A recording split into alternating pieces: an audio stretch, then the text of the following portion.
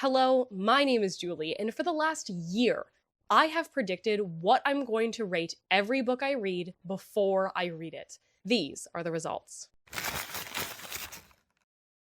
So this video came about from how every time I film a wrap-up, I vamp at the beginning about what the vibes of the month were, and almost every single time I would say something along the lines of, "This was a weird month." I found myself feeling strange or unsatisfied every time I scrolled through my Goodreads and saw what I had recently read. I kept thinking, did I actually think I was going to like that book? Or was I reading books that I knew I wasn't going to like in the first place? And so I decided I was going to do a vlog where from the end of April 2025 to the beginning of May 2025, I was going to predict what I was going to rate every book that I read that month. Then I realized not long into filming, a lot of the books that I was reading during that month were not very representative of how I read as a whole. I was reading a lot of romance and YA, and neither of those are dominant things in my reading. That was a problem because my sample size wasn't big enough. 12 books in 1 month was not a large enough data set to get anything useful out of. So I realized I needed to increase my sample size. And now, as of April 22nd, 2026,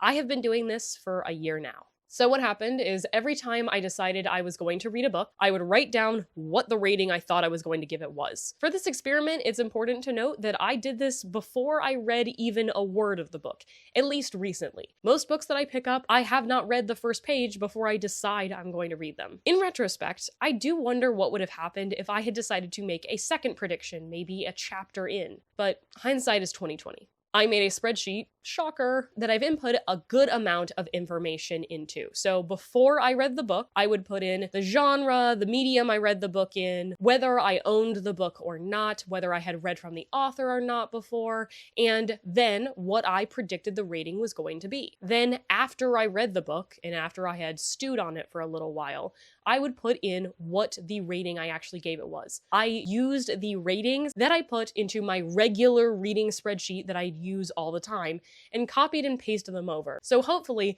I was not influenced by what my prediction was. Later in the year, there ended up being a couple more things that I decided to add along the way. I decided to write if it was in a series or if it was a standalone, as well as what the Goodreads average rating of the book is. Then, right before filming this, like only a couple days ago, I decided to also check how I acquired the book. I would take all of that data and I would calculate the differences between all the values I had, but possibly most importantly, my point value. I created a point system from 5 down to 0 of how close I was to accurately predicting the book that I read. I would get 5 points if my star rating, which I do go down to a quarter star, was spot on. 4 points for if I was a quarter star off, above or below, and so on and so forth down to 0 points. And now I have a ton of results I want to share with you. I want to start off though with what questions I wanted to answer with this experiment. How good am I at predicting the books that I read? What kind of books have I been liking and not liking lately? Are there any trends of books that I consistently think I'll rate lowly regardless of what I end up rating them, and the same for highly? What kind of books are easier or harder for me to predict? How often am I reading books that I don't think I'll like beforehand?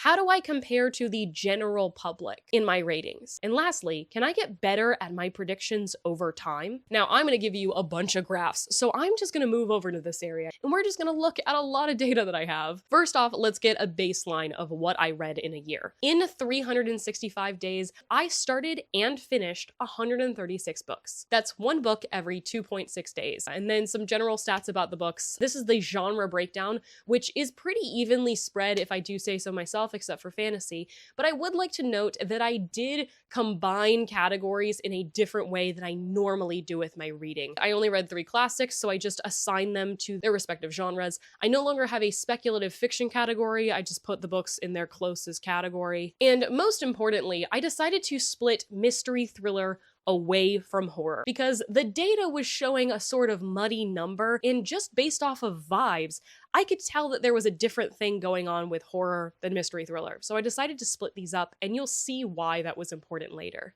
As for format, about a third of the books that I read were on audiobook, and the rest were print. Only a couple of the books that I read were on ebook. It's really not what I prefer to be reading. As for ownership, I read exactly 70 books that I owned, 61 books that I did not own, and then there were 7 ARCs that were sent to me by the publisher. As for authors that were new to me, 60 authors were new to me, 78 were not. So we're a little bit skewed towards authors I've read from before. So now let's go to the fewest factors possible, just looking at what I predicted the books were going to be rated. This is a breakdown of my predicted star ratings. My most popular category was 4 stars, then 3.5, and then 4.25. I did not read anything during this 365 days that I thought was going to be less than a 3-star. I did also look into my longest streak of predictions. So the longest streak of books that I read that I thought would be a 4-star or above was 7. I couldn't even go half of a month without reading a book that I thought was going to be less than a 4-star. I also think it's important to note that I did not DNF a single book during this year, and that was not part of this experiment. I haven't DNF'd a book in 3 years, and that's actually something I'm actively trying to fix. It's not because I think I'm better than other people or I'm doing it for some sort of superiority reason. It's something that I actively find difficult to force myself to do. But that did end up helping me with this experiment. So let's introduce what I actually rated the books. This is that same graph, but with my actual ratings. My most common ratings were 3.5, and then 4, and then 3. So let's put these two on the same chart. As you can see, with my actual ratings, I'm much more spread out. The extremes are more populated and the middle is less populated. Again, I didn't predict anything was going to be less than a 3, so all of those are going to be surprises. But there was actually a lot of surprises that were 5 stars. I guess I have a reputation for not giving out 5 stars, and I was going with that. I also used quarter stars way less than I predicted I was going to, which I want to bring up. When I first started this experiment, I really thought that metagaming was going to be a problem for me. I thought that I was going to be so focused on how to optimize for points, especially because if you think about it, like if you predict something's going to be a 5-star, you have almost halved your point potential because there's nothing that can be higher than a 5-star. I thought that was going to be a huge problem. It turns out I completely threw that out, wasn't even thinking about point optimization for the vast majority of this experiment. So that was not a problem, and I was not doing quarter stars in order to optimize for points. That's genuinely what I thought the book was going to be. Let's see the star difference between real and prediction. Let's start with the absolute value. I was most likely to be a quarter star off, followed by spot on, followed by a half star off, and then it just cascades from there. Around 48% of books, I got within a quarter star of the rating. 67% I got within a half a star. And if we look at the real rating, so we can see what I got above and below, now my largest category is being spot on, which feels really good. But you can also see how much more heavily weighted books that did not meet my expectations were. My second most used category was it was a quarter star less than I thought it was going to be. Third was a half star less than I thought it was going to be. Only 22% of books were better than I expected them to be. A good amount, 21%, were exactly as expected, but 55% were worse. Let's plot my predictions against my actual rating. My prediction is on the X, my actual is on the Y. The blue is the trend line of my data, and the red dotted line is an X equals Y line, meaning what the line would look like if I predicted exactly correctly every single time. This is especially important because the scales of these two axes is not the same. First, a caveat, I didn't predict as many books in 3, 3.25, and 4.75.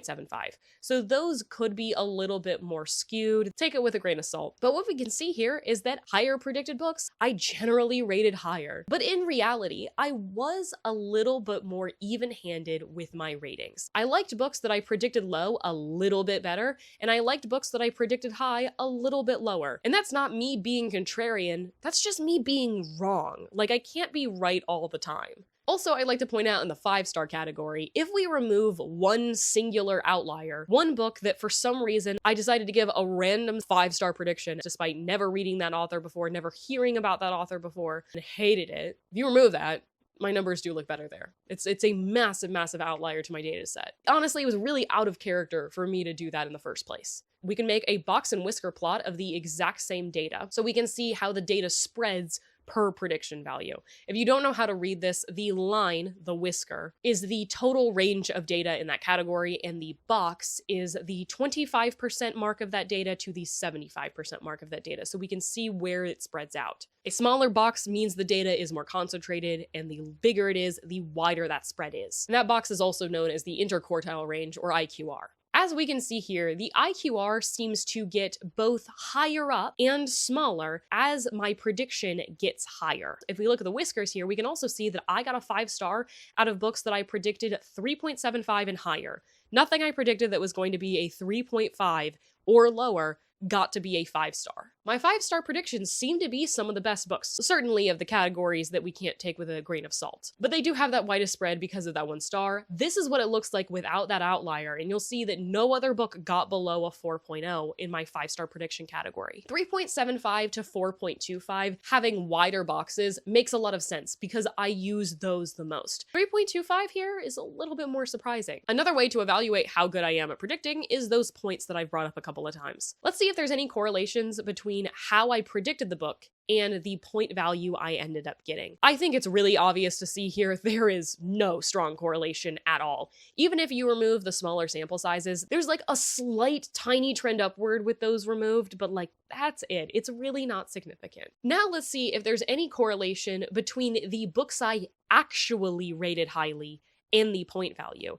And this is a much more significant data set. Removing the small sample sizes or not, we get a really good bell curve, meaning the books in the middle were the easiest for me to predict according to points, which makes sense. I predicted most books were in between a 3.5 and a 4.25, and it is so much more likely that a book is going to be just all right than being outstanding, good or bad. Next up, let's look at my predictions over time and see if I actually can get better at doing this after a whole year. What I decided to do here was group books by 10s. Books 1 through 10 that I read are group 10.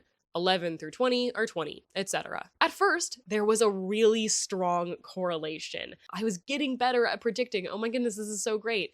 And then I completely fell off the horse. Late October through early January, I had an abysmal run of it. And it got to the point where I thought I coded something wrong, but I checked myself again and again. And nope, I'm totally right. I was terrible at predicting for about 4 months there, and then I kind of returned. We can also see the average rating that I gave over time with these same groups. Of course, there is no way for me to consistently increase my average rating. That is always going to fluctuate. If there was any way for me to do that, I would hit an asymptote at some time in my life where I never read a book that wasn't a 5-star, and that's simply never going to happen. But we can compare my average rating over time to my point value over time, and we can find a trend there. The 3 groups that I rated the highest were also in the top 3 or tied for the top 3 in point value. The easiest books for me to predict were the books that I actually rated the highest, I actually rated the lowest, and then the books in the middle. While this is noteworthy, it doesn't actually make me better at predicting. So what I found here is no. Just by the very merit of predicting and doing nothing else to change my reading, I can't just get better at predicting over time.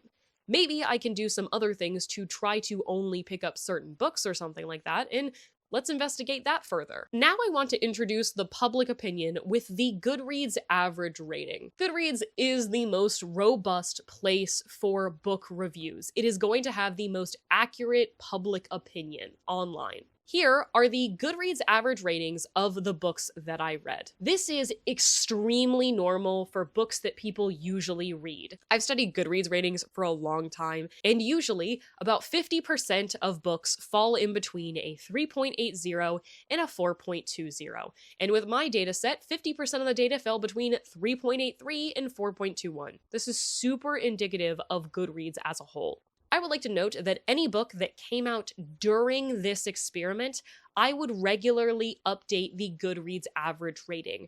The idea was not to see if the Goodreads average rating influenced my rating, it was to see what public opinion is. There's at least 23 books on here that the Goodreads average rating could not possibly have impacted my rating because the rating that exists now did not exist when I read it. To start, here's a box and whisker plot of Goodreads predictions and average rating. If you look at my Goodreads in the middle, the average rating was a 4.02, and it has a very small distribution, which makes sense because it's the average of a lot of people for each individual book, rather than one individual person for a ton of different books. My average prediction was a 3.95, and my average actual rating was a 3.69. It has the widest range because I didn't predict anything was going to be a 1-star. I think it's a 1-star average on Goodreads, but it actually does have the same IQR as the prediction category. Let's see a scatter plot of the Goodreads average ratings versus the predictions that I made.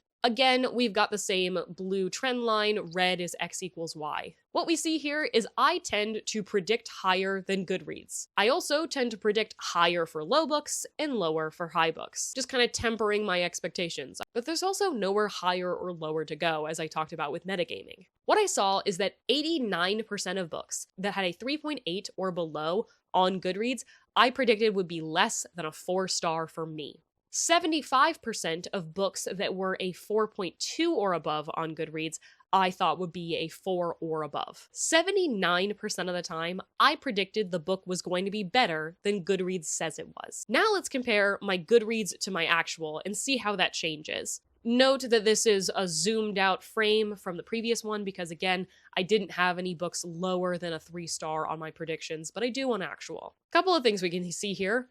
Only books that had a Goodreads rating under a 3.5 did I give a 1-star. 2-star, there was more going on. I think there was a 4.18 that I give a 2-star, and I don't understand why people like that book at all. 89% of books that were a 3.8 or below, I actually gave under a 4.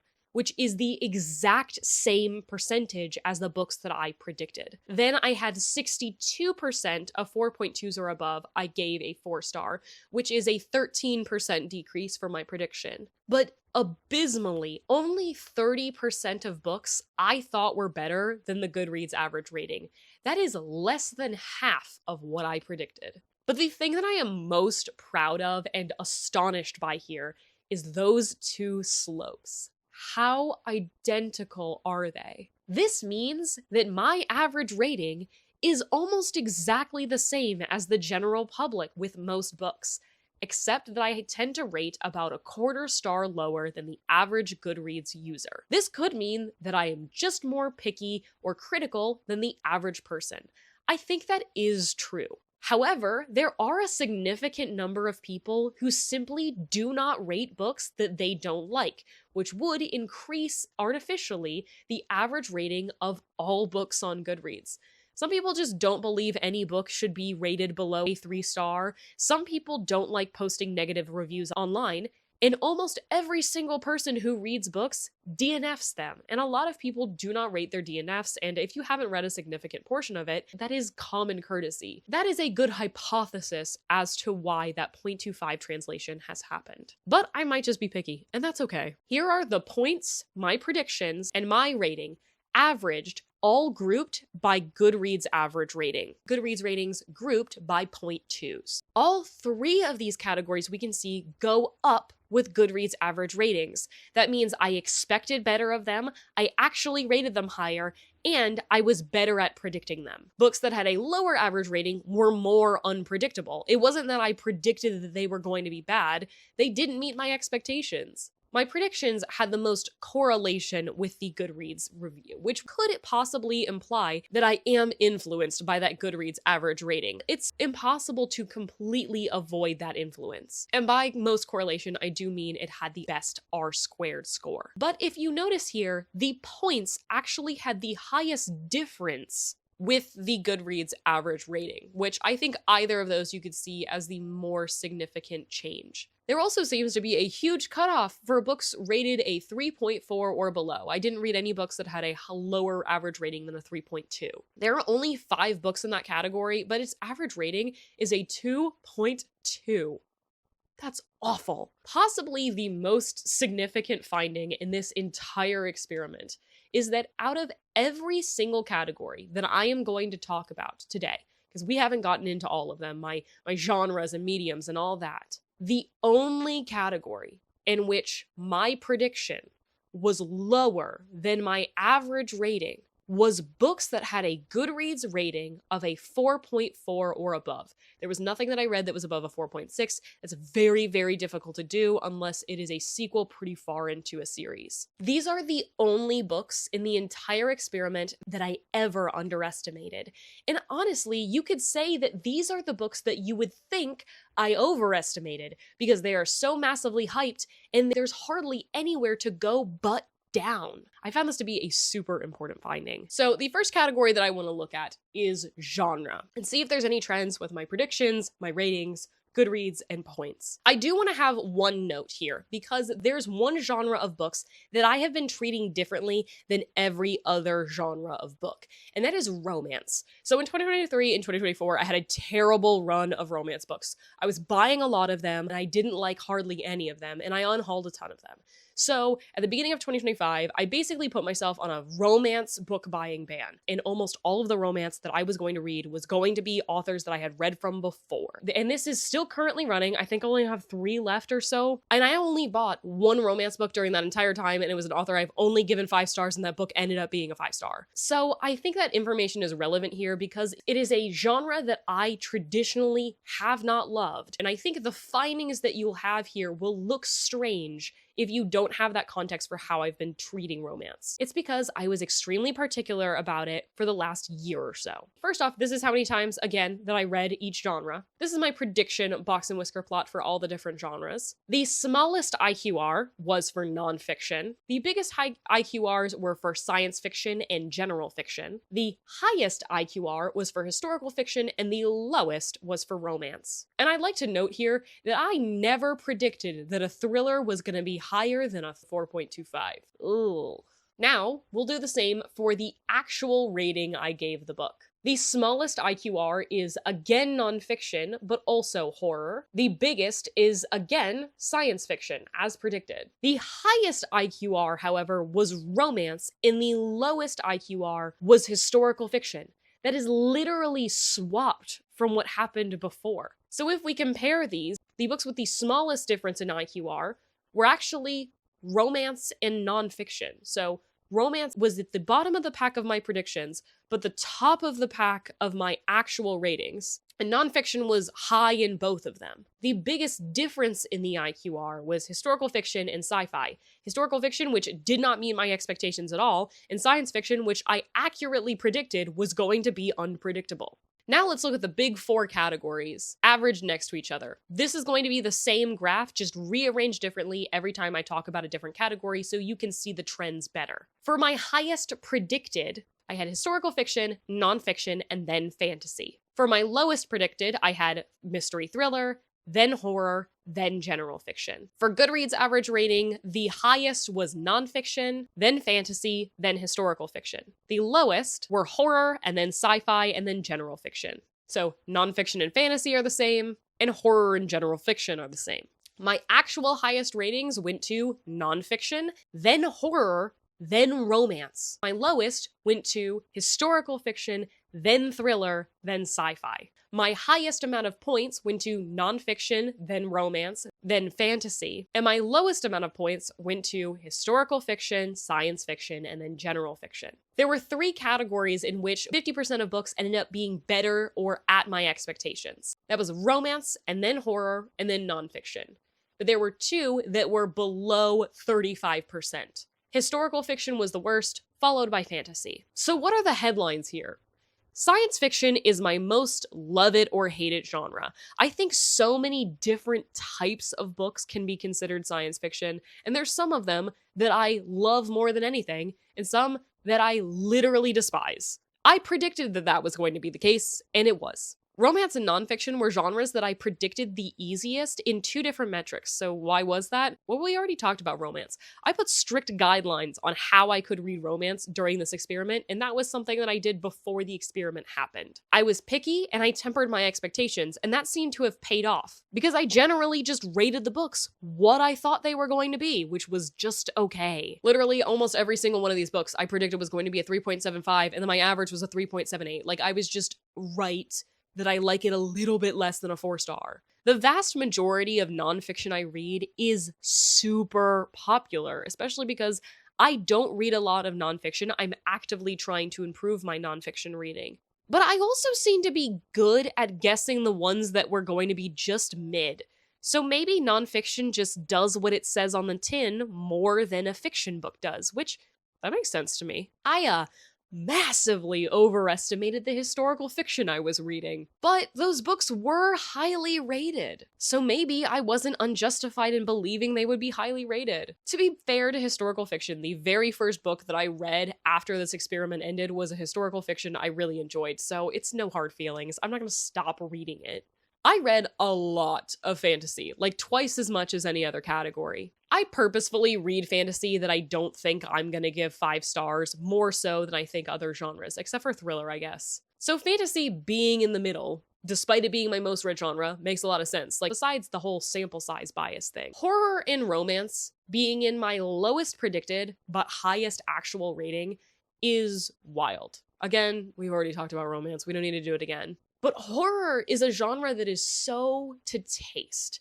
That is why horror tends to get lower Goodreads average ratings. It's because things that are purposefully trying to scare you and gross you out are only going to work for a particular group of people, way more than other genres. So it makes sense that it is a totally unpredictable genre, but I was really good at predicting it, and I just seem to have honed in on what type of horror I really like, which makes me feel really good. But also, tempering my expectations again seems to have helped, and maybe I need to start applying that to other genres. Now let's look at some other categories. We're going to start off with the author. Had I read them before or not? The only of the 4 major categories that authors that I had read from before was higher in than authors that were new to me was the Goodreads average rating. I think that is very likely because of sequels and survivorship bias. If you're unfamiliar with the concept of survivorship bias, for books when it applies to series, it just means that people who don't like book 1 aren't going to read book 2,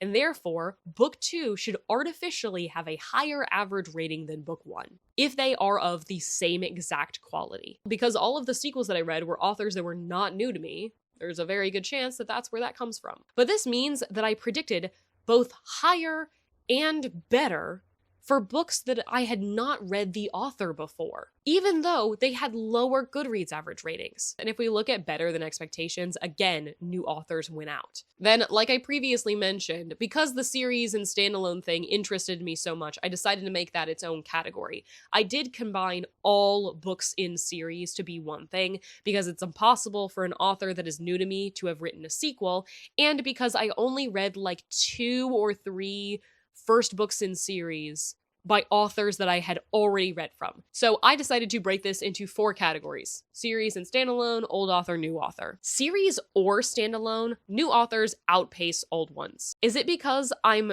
going off of the synopsis and not just name recognition? The highest predictions was first books in series from new authors, and this actually ended up paying off because this category almost won highest average rating as well. I read some awesome first books in series, and this makes sense because I have been bulking at so many series. I am actively trying to get my number of series down, so I have only been starting new series when I absolutely think I have to read them. The highest Goodreads rating was authors I read from before, series. Makes sense, survivorship bias. The highest actual was new author standalones. New author standalones beat new author series by 0.01, and old author series beat old author standalones by 0.01. So that means it wasn't super significant across these categories, and that series and standalone didn't seem to matter nearly as much as if the author was new to me or not. The highest point value was old author series, which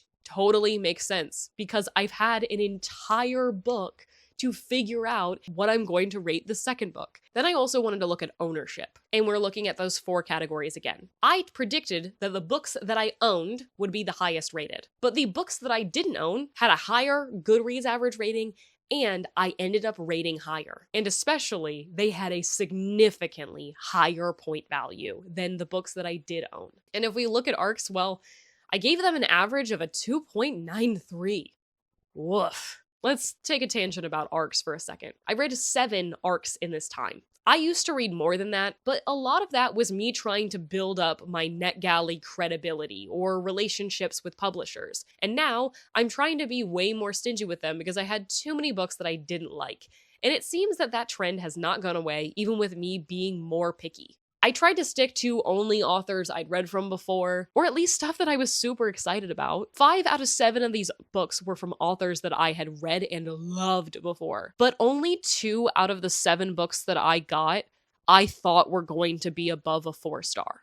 That's ridiculous. Then why did I request it in the first place? I probably would have read 6 of these books by myself if I had never seen the Goodreads average rating. I ended up taking chances on books that ended up being not good according to public opinion. 4 out of 7 of these books have an average rating of 3.6 or lower. This is making me totally rethink my already small relationship with ARCs. But now, back to our stats. Books I don't own were over 50% at or better than expected, which does make sense because they had the lowest predictions and had the highest to go. My hypothesis from this result of books I don't own being better for the most part is that I have books on my physical TBR that I was interested enough to buy for cheap or get it for free, but not enough to pay full price for. And I just take advantage of that cheap book. Or that a lot of books that have stayed on my TBR for too long have gone stale and I'm no longer interested in them. And those books stay on my TBR not because I'm interested in them anymore, but because of inertia. They're staying there because they're there to begin with.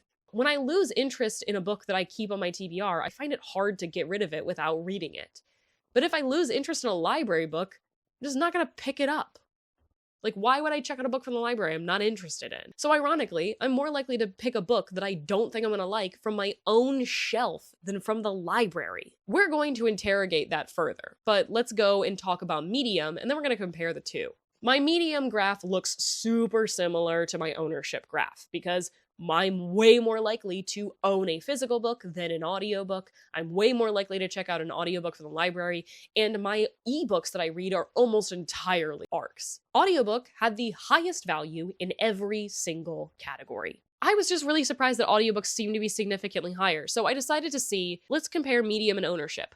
Which of them is more significant in my liking of the book? So let's split this into 4 categories, just like I did with series and author: own physical, audio, don't own physical audio. I had the highest prediction of my owned audiobook. Those are those precious Libro FM credits. Everything else was highest in don't own audiobook. The next thing we want to look at is how these different categories group together by all 4 of these metrics. Owned books were predicted higher than books that I don't own, regardless of medium. For the Goodreads average rating, owned books were significantly lower than not owned books, regardless of medium. The only time that medium was grouped together more than ownership was for actual rating, where audiobooks, regardless of ownership, were higher rated than physical books. So ownership was more significant in my prediction value and my accuracy, but medium had more significance in my actual rating. Full transparency, this is the second time I'm filming this video. The first time I filmed it, my lighting, no fault of my own,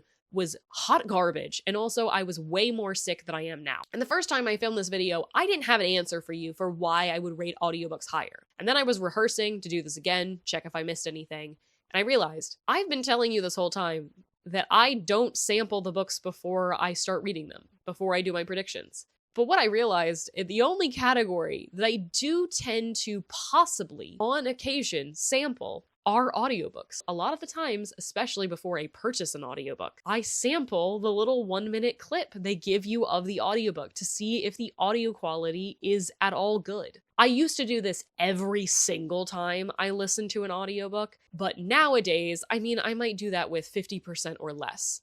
But that's much more than basically no physical books. Audiobooks actually might have a better chance because I'm not taking the time to actually check if I think I like the physical book based on the first page or so. And maybe that's making me punish myself. So I talked about ownership before and how there was more I wanted to dig into it. And I decided to do this literally this week. And I have some awesome findings. I'm so happy I did this. I have a really good memory of where I get books from. So I realized not only do I keep track of where I acquired every book, I actually just have a very good memory of it. So I didn't even need to check my records. I know where I got each book from. So these are my different categories. Bought physical. These are books that I paid for with my own money, full price as a physical book. Same things for bought audio, except for audiobooks. It's something I used a full audiobook credit for, not on sale. Then there's books I asked for. These are books that I purposefully put on a list of books I wanted other people to buy me for gifts. Those are what we're going to call the blue category. Box, so a book I got in a book box. I am a subscriber of Book of the Month and Aardvark. I don't use it every single month,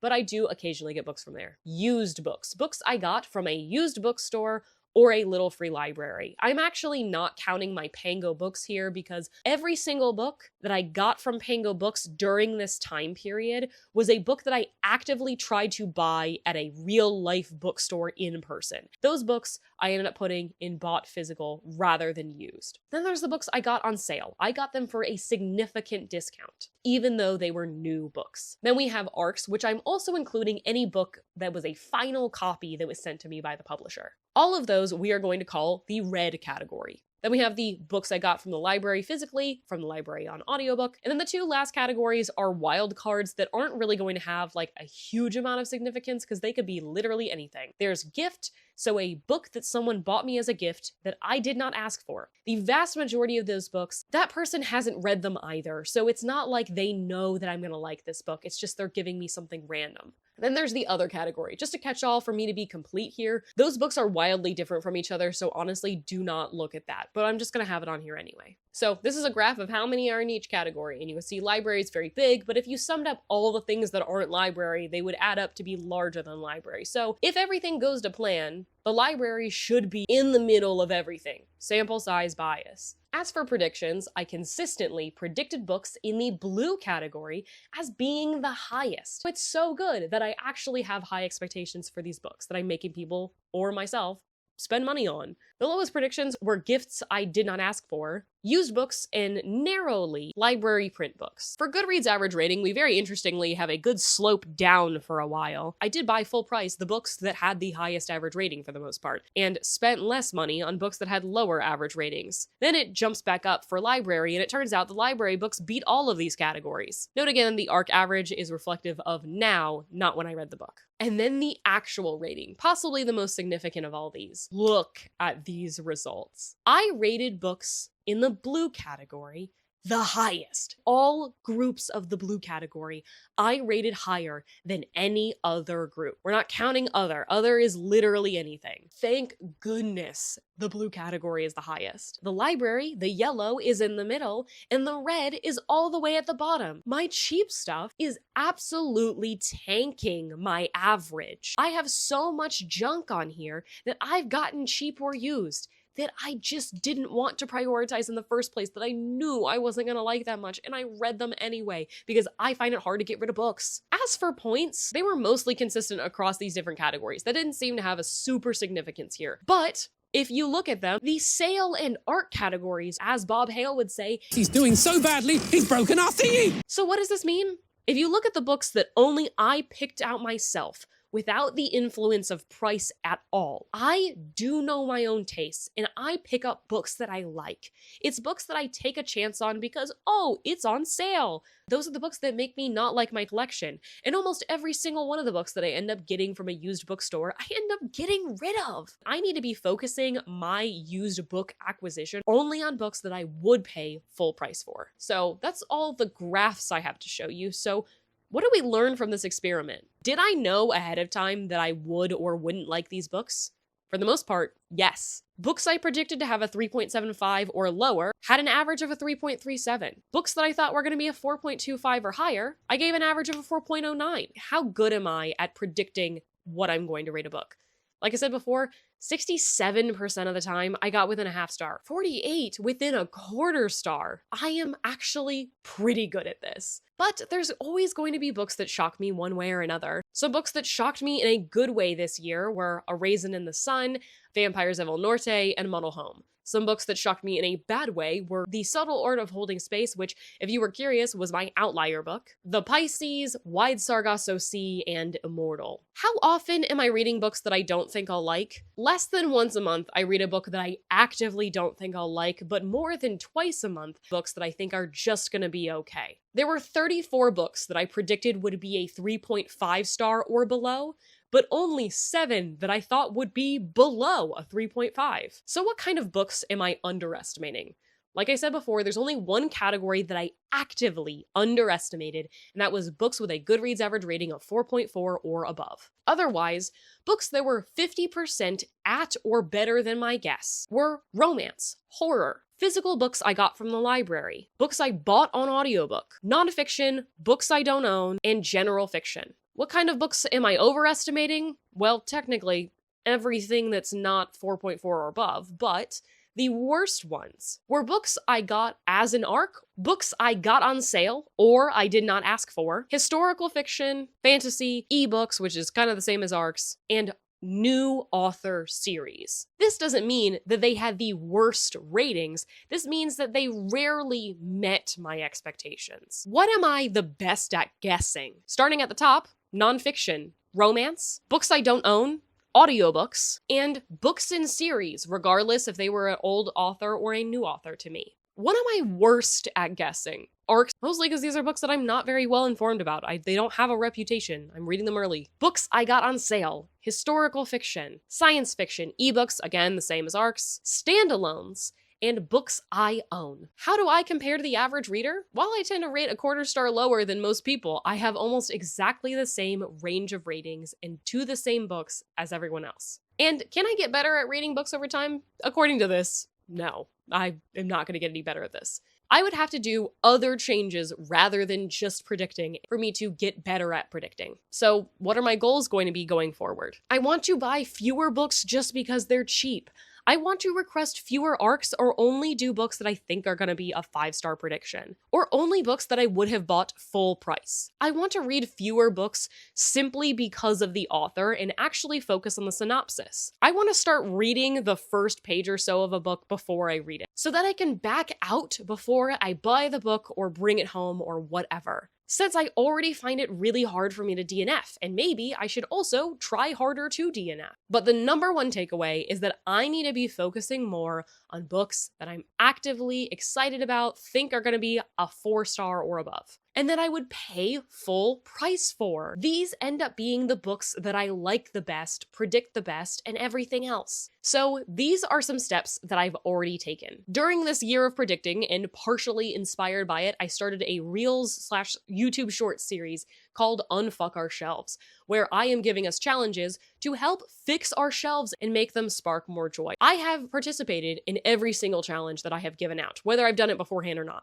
I made a video in which I had a bracket decide what book needs to go off of my TBR, and I ended up picking out one book in that video that I just wasn't that excited about, and you all also told me that I probably wouldn't like anyway. I actually, from that video, have now made peace with removing at least a couple more, just from doing that interrogation. I also ended up removing around 20 books from my Goodreads TBR because they were books that I already thought I was going to be meh about, and they had a bad Goodreads average rating. I removed all but one of the books that I have on my Goodreads shelves that has a 3.4 average rating or lower. And that one last book is a book that I have been told multiple times by different people that I'm really going to like. Some further research that I would like to do is see if my prediction would change if I sampled the book first, look more into my rating audiobooks higher, does it have anything to do with sampling, and also interrogate my fantasy reading and see if we can get that average rating any higher. So that is my year of predicting books. Please let me know down below if you are still watching this video. As you can tell, I put a massive amount of work into this video. This has been a huge labor of love. I am a huge statistics nerd. I love analyzing the things that I love the most. If you could please interact with this video in any way you can, like, comment, and hype it. That's a big thing for the algorithm right now. It'll help this video out a lot and push my passion project to other people. And if you love seeing stat-related things about books, I would recommend you subscribe to my channel because that's kind of my bread and butter. And please let me know down below if you are going to do something like this, or if you have any types of books that never live up to your expectations or always seem to exceed your expectations. Or is there any way that you want to interrogate your reading? If you would like to find me anywhere else on the internet, you can find me at the links in the description. I have a readathon going on. It might be going on right now when you're seeing it, or it might be coming out soon. May 18th to June 1st, it's Game Changer-a-thon. It's inspired by the show Game Changer. Really fun, creative prompts, and very low stakes, and a good community building around it. So you can find all the information you need in the description. After all that, thank you so much for watching, and as always, I'll see you in the next one.